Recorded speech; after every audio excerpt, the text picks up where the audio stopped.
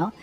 Baohu. And the last one is the last remaining hub that's winding down, yung sa, ano po, yung dito po sa Island Cove, Cavite. So generally, Mr. Chair, ang POGO, it doesn't necessarily have to be a hub. They can operate parang BPO lang po siya. Sometimes they rent a floor lang po. Tama po ba? Yes, sir. They can rent as small a space as 300 square meters.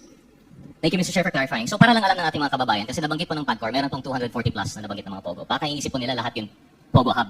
But it seems to be only the big operators or the POGO hubs. It's, for example, yung sa Baofu and sa Lucky South 99. Kaya nga po parang parallel because amongst all the POGOs, sila lang po yung ganito.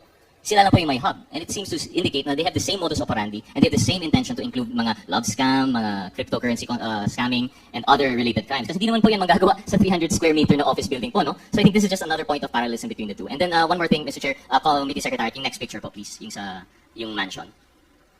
Ms. Ong, Mr. Chair, is this image familiar to you po? Yes po, Mr. Chair.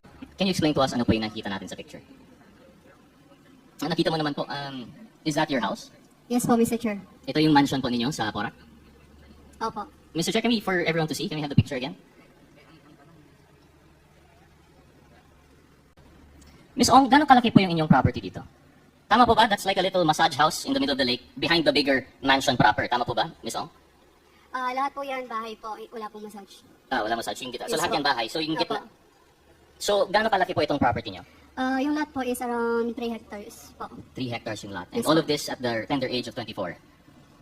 Would you care to substantiate how you made your money out of this? Lahat po yan na-inherit po ba, Mr. Chair?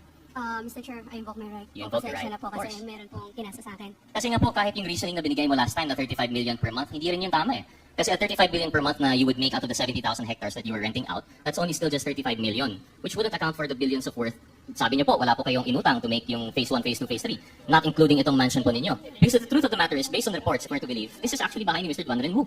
Hindi naman po ito sa'yo. You're going to invite your right or you're going to deny it, that's fine, Ms. Ong. But I'm just presenting it for the facts that the unbelievable story of rags to riches at 24 through inheritance from your mom, based on nothing more than the right connections at the right time, parang sobrang unbelievable po. We are more inclined to believe these parallel operations in which at the center is Duan Renwu and everyone else going up. So with that, Mr. Chair, I'll conclude na po yung kay Ms. Ong, kay Ms. Guo. I'd like to go on po as we go up with the ladder kay Mr. Yang.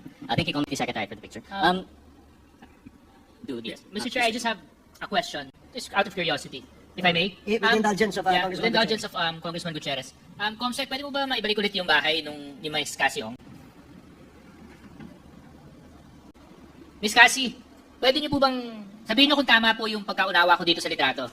So meron pong lake at yung bahay po ninyo ay yung nasa gitna. Tama po ba yun? Can you go back? Hindi, yung bahay, Comsec. Yung bahay, Comsec. Prior picture, please. Yan. Yeah. Excuse me? Yes? Yes po. Yes po, Mr. Chair. So yung bahay po, ano po yung nasa gitna ng lake? Bahay po. Tapos ito pong nandito sa may bandang baba. Bahay din po, Mr. Chair. Oh, so you have a house within a house? Tapos yung nandun po sa ibabaw niya, na parang kulay puti na, I don't know how you describe it, parang, ano ba yan? Is that also a body of water? Garden po yan, Mr. Chair. Garden. Okay. Itong lake po ito is man-made or natural?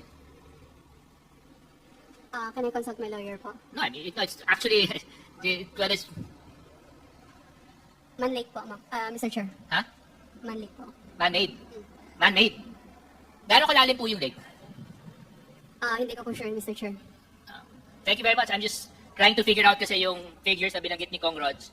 At medyo kinakwenta ko po kung magkano aabutin to kasi kung man-made po yan, Chairman, at saka kung gaano kalalim at yung lawak, tapos nice to live there. Thank you very much, Mr. Chair. Okay, please proceed. Thank you, Mr. Chair, and I agree with the good Deputy Speaker. Kaya nga po yung punto na natin doon. Yung 35 million nga, kulang na po yun for phase 1, 2, and 3 of Whirlwind. Paano pa kaya yung 3-hectare lot with mansion na pinakita po natin? But anyway, the bright side of this, with the efforts of the Quadcom, I believe the proper cases have been filed against the parties. So we can leave po yung parallel operations on the ground. Doon na lang po yun. We leave it to our good partners in service sa executive branch.